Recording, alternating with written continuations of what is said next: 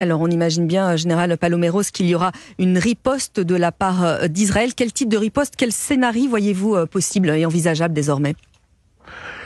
Alors là, il y a une question évidemment qui est la nature même, la politique interne israélienne, guidée par M. Netanyahou, mais soutenue par quand même des extrémistes.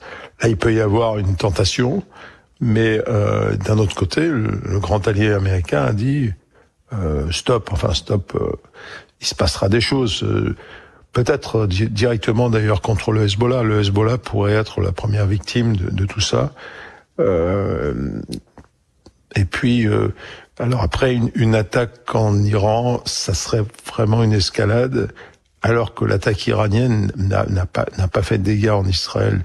Donc, on pourrait, dans une logique pour stabiliser la situation, s'en tenir là. Est-ce que la politique intérieure israélienne va le permettre ? Ça va être ça la question maintenant. Et le monde entier, Général Paloméros, va désormais observer ce qu'il se passe, évidemment, avec un conseil de l'ONU, avec également Joe Biden qui convoque aujourd'hui même les dirigeants du G7 pour parler de cette attaque de Téhéran sur Israël. Oui, alors ça va être le moment de remettre la pression sur l'Iran, on n'a pas oublié, on sait très bien que l'Iran est sans doute à l'origine même de ce conflit et du mouvement du Hamas. En tout cas, il n'a pas retenu la main du Hamas, qui soutient bien entendu à la fois les milices houthis au sud et surtout le Hezbollah au Liban.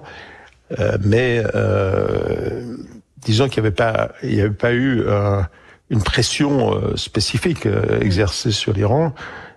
Il y a quand même un point qui mérite d'être souligné, c'est que l'Iran continue à développer son programme nucléaire, et cette question-là, elle va forcément revenir sur la table, parce qu'ils atteignent des niveaux d'enrichissement qui sont très élevés.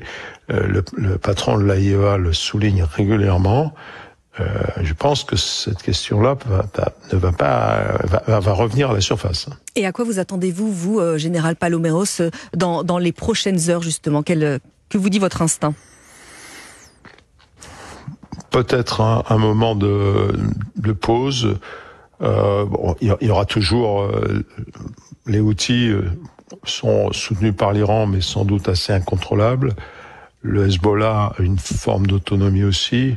Donc il est vraisemblable que ces gens-là vont continuer à harceler Israël.